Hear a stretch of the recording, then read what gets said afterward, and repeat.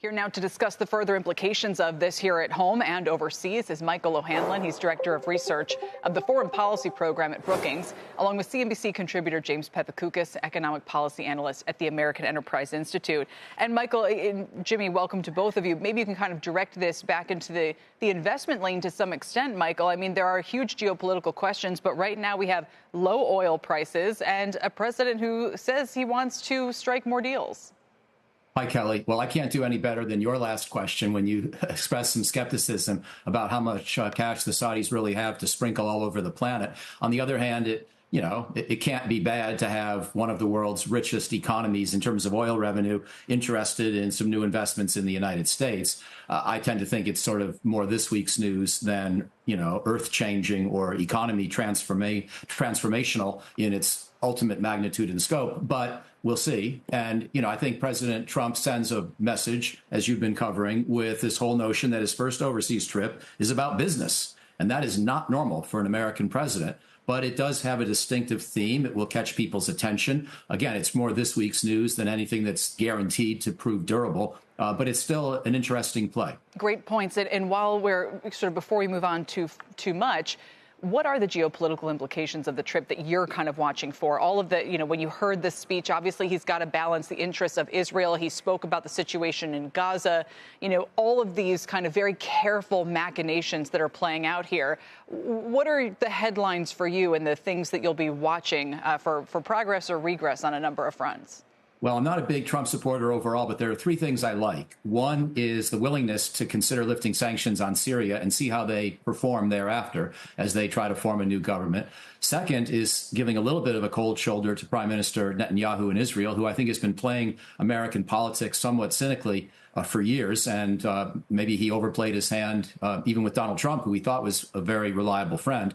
And I like the fact that Trump's basically saying, I may not have any particular policy alternative on Gaza or anything else that I'm going to try to impose on you right now, but I want you to get the message that you're not my best friend, even in the region. And then finally, the willingness to try a deal with Iran. We'll see where that goes. That's a huge question. But if the main likely alternative is a military campaign, a deal would be so much better, even though it would be ironic because, of course, Trump so despised the Obama deal and he probably won't get one that's a whole lot better. But even if he gets one that's marginally better, that would still be preferred over military force. In many ways, this administration almost feels like a third Democratic one than a Republican one. But just to your point about pulling out of the Iran deal only to maybe strike another one, many experts have pointed out that Iran is so far down the path towards enrichment of a nuclear weapon now that any kind of deal doesn't accomplish much. Is that true?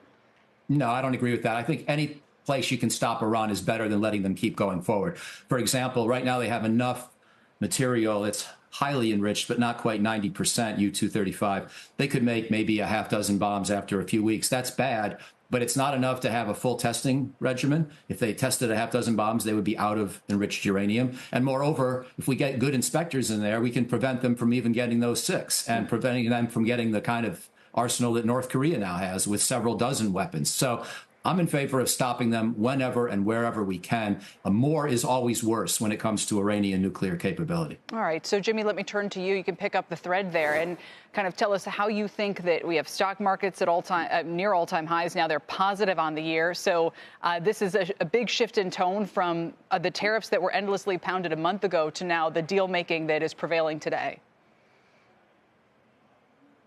And Trump has to be delighted to be in this kind of situation. Eamon was right to talk sort of about all the pomp. He loves that. He's talking about making deals. He's talking about hundreds of billions of dollars being invested in the United States. He's talking about lifting sanctions and how other countries then they can become great again. I mean, that's the kind of thing he loves to talk about. Here's what he clearly does not like talking about. These tariffs will be good in the long run, even though they'll cause pain now. Christmas may be terrible, but you know what? It could be like that's stuff with all the dolls and things like that. That's what he does not like to do. This is completely his environment. He thrives on deals. He's talking about deals, talking about money.